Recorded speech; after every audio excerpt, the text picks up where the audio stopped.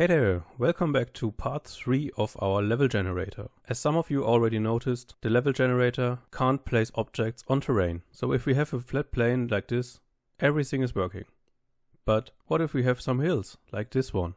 Well, it also works, but not with the previous version.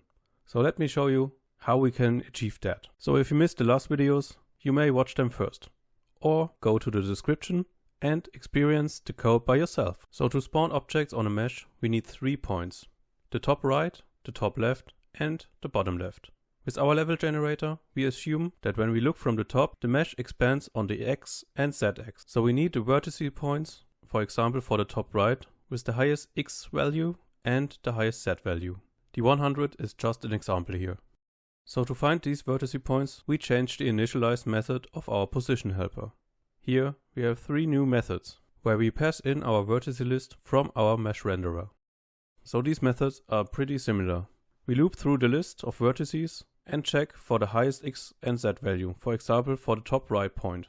If we find one point with the higher X and Z value, we change our current point. And if we are done with the list, we return the point. So if you have a lot of vertex points in your mesh renderer, this could take some time. But we just do this once in the initialize, so it doesn't affect our generation much. So as I said, the methods are pretty similar. The only difference is sometimes we search for the highest X value, or sometimes we search for the highest Z value, and sometimes for the min value. So the rest of our spawning system for the X and Z axis are still the same as in the previous videos. But now, for the terrain part, we need a new method to find the Y position for our random X and Z position. For this, we have a new method, GetPosition, and pass in the new position with our generated X and Z axis. In this method, we use a raycast, which is 400 unity units, okay, let's just say 400 meters above, and then shoots a raycast down 500 meters. We calculate the distance between the raycast start point and the hit, and that's our position Y. We also use this method in our getRandomPointOnGround. So let me explain you the Y positioning in the scene. I think it's pretty easy to understand.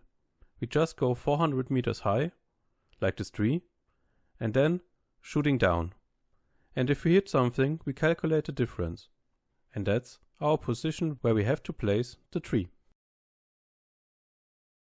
And the nice thing here is, you can't just place trees. You can place every object you want. For example, some grass. I made another scriptable object with grass.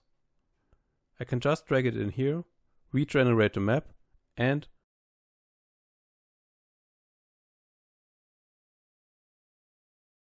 we have grass everywhere. And that's because I set the max amount of grass to 100,000. And that's it for now. If you have any suggestions or wishes, just tell us in the comments. So, I hope you learned something new today. Subscribe to watch more tutorials, and I'm sure I see you in the next.